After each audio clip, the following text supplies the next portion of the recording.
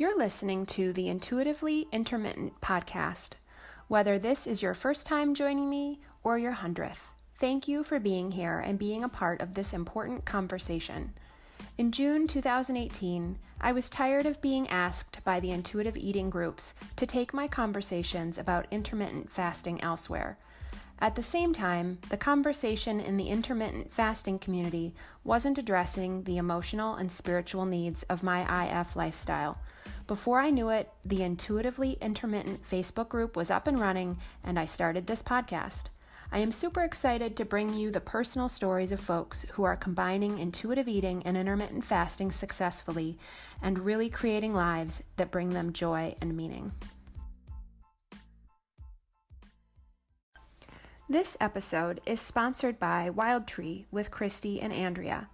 When Christy and I first became familiar with Wild Tree back in April 2017, we knew it was going to be a game changer for us.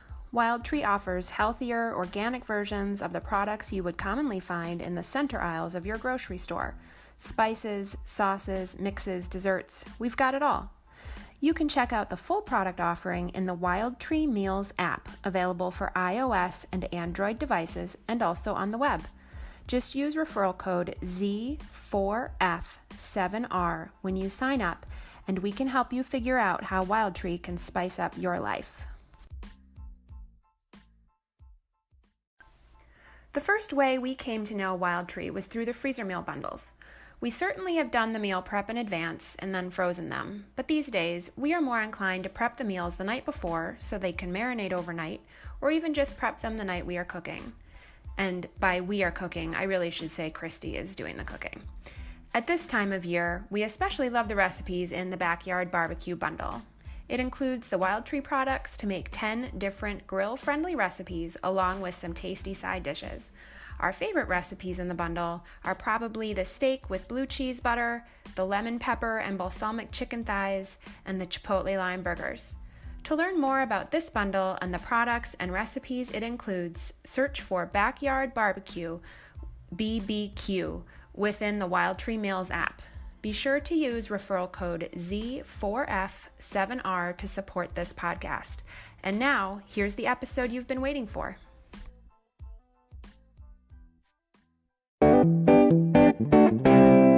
Okay. Oh, nice. Okay. That's good. That's always good. Okay, I think it's working. Hi guys, Andrea here, and I am here with Kelly Merrill, and she and I are going to talk about her journey to intermittent fasting and how she merges it with intuitive eating. And full disclosure, she is my cousin-in-law, and we happen to be camping this weekend, so if you hear background noises, that's probably what you're hearing. So, Kelly, hi. Hello. Thank you for agreeing to do this impromptu interview with me. Yes. Can you start by sharing how you found out about IF, how long you've been doing it? I don't know, just start talking. I heard first about intermittent fasting I probably first heard of it in last September from my older sister, Katie.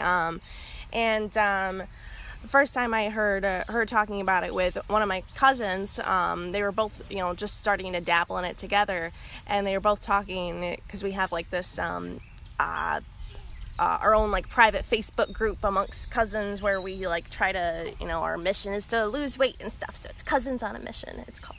And that doesn't mean you can look that up on Facebook, people. Right. That's a private group. Right. That's just a few of us, but it's just a little thing.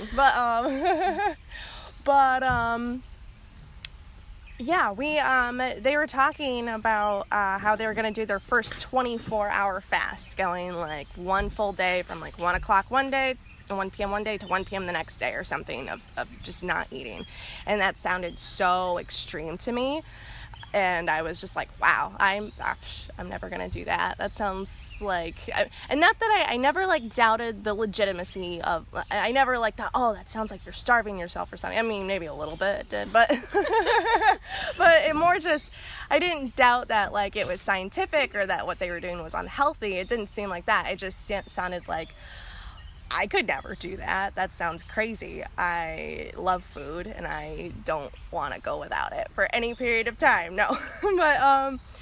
But then like some time passed and I kind of thought about it. I thought, well, I mean, it would be good if I took a break from food for, you know, a period of time, because you don't have to go 24 hours out eating. You can go, you know, 16 hours in an 8-hour window. It's like kind of the standard introductory period for a lot of people. And so that's kind of what I started to do. And when did you start? I started doing this probably the end of October of 2017. And what were, like, so you said you started like 16/8. Like, what were those first 16-hour fasts like? Were they really hard for you? Did it come easily?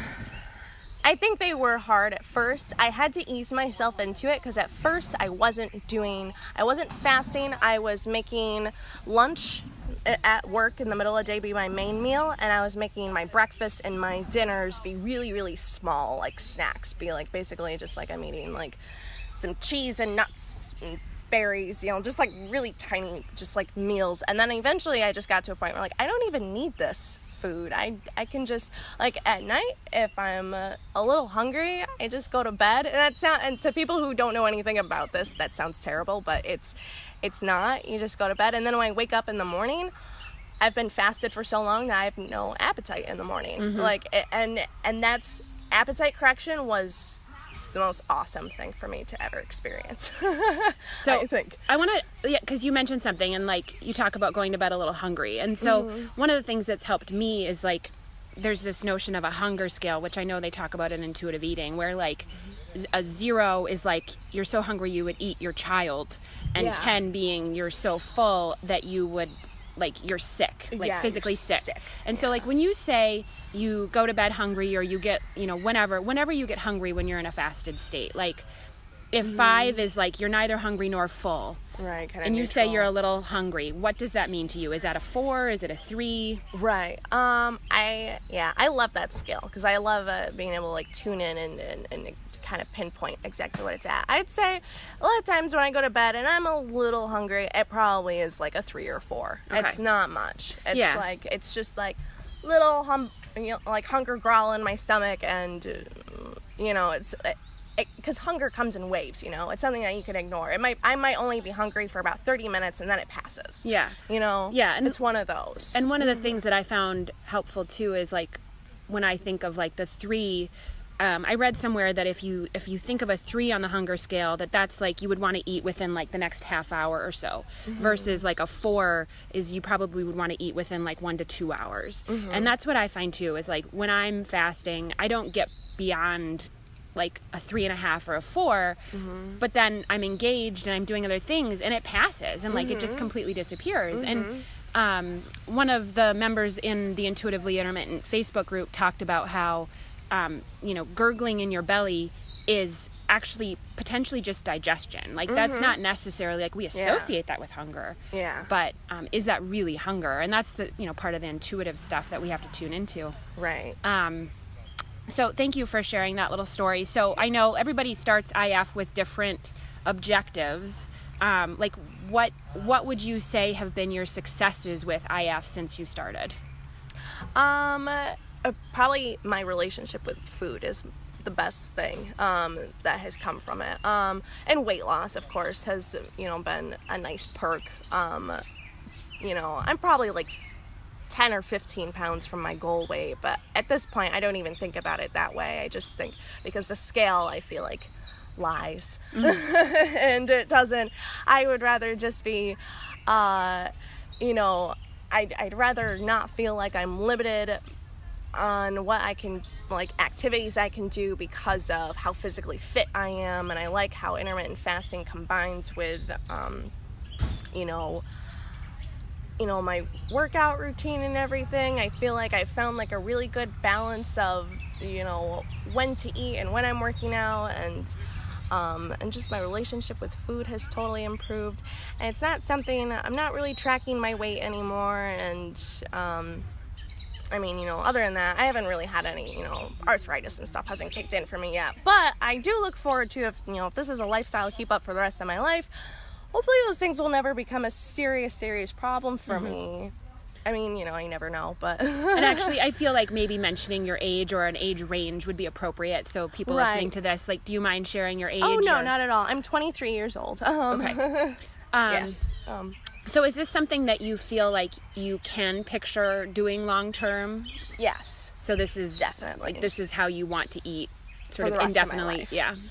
Yeah. So we talk in our group about the intuitive eating aspects. And so I'd be curious to hear, like, what parts of intuitive eating have been most challenging for you, and then what parts have been the easiest for you to adapt to. Yeah.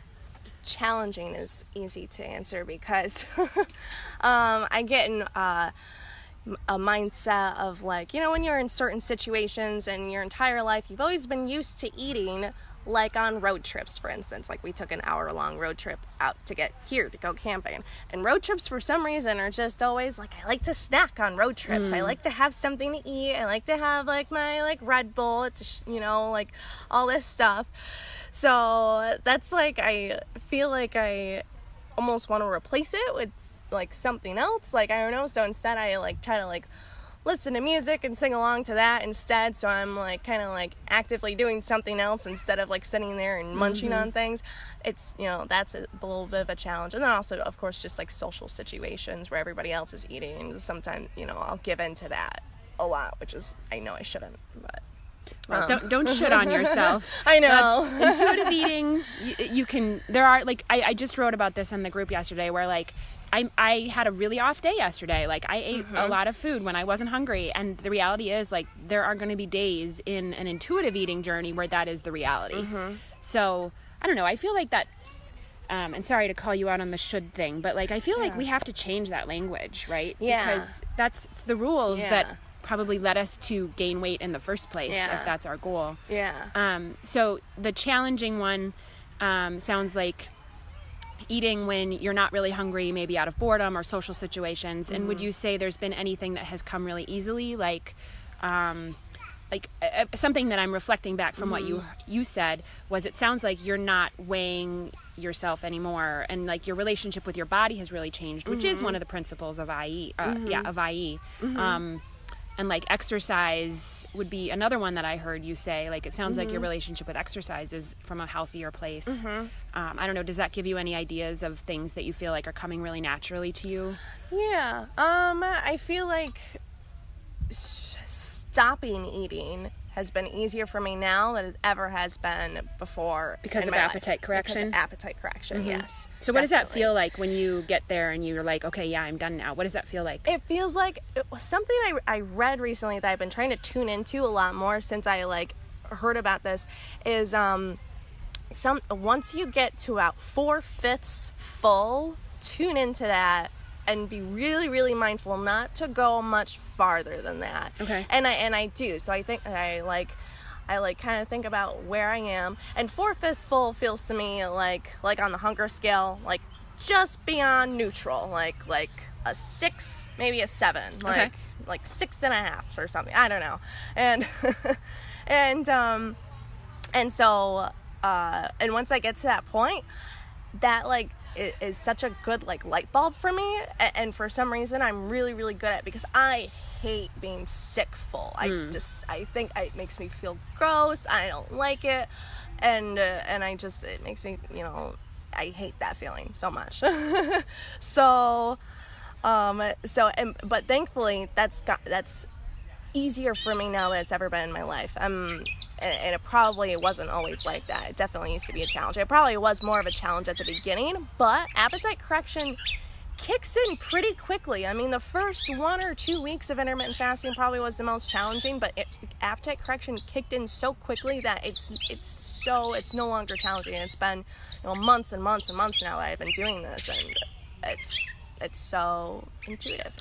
And actually, I feel like you talked about 16/8, but we didn't really talk about, like, what you're doing currently. Like, what does your normal and I feel like you and I have spoken, and you do something different on the weekends sometimes or whatever. So just, could you just summarize kind of what your IF looks like these days? Yes. So a regular day for me, a routine week for me is OMAD. OMAD being 1 meal a day. That's pretty much what I do. I eat lunch every day. I skip breakfast and dinner, and that's it. And it's a perfect balance for me now. And I really don't feel hungry much other than when it's like lunchtime. Now my body's accustomed to around 1 p.m. That's when hunger kicks in. Okay. So so that's pretty much what I'm doing. And then sometimes, like, you know, life happens, and, you know, you're in different social situations, you're camping, somebody's birthday, you know, all these things that come up and stuff. I try not to sweat that stuff too much. I try not, because this is my lifestyle.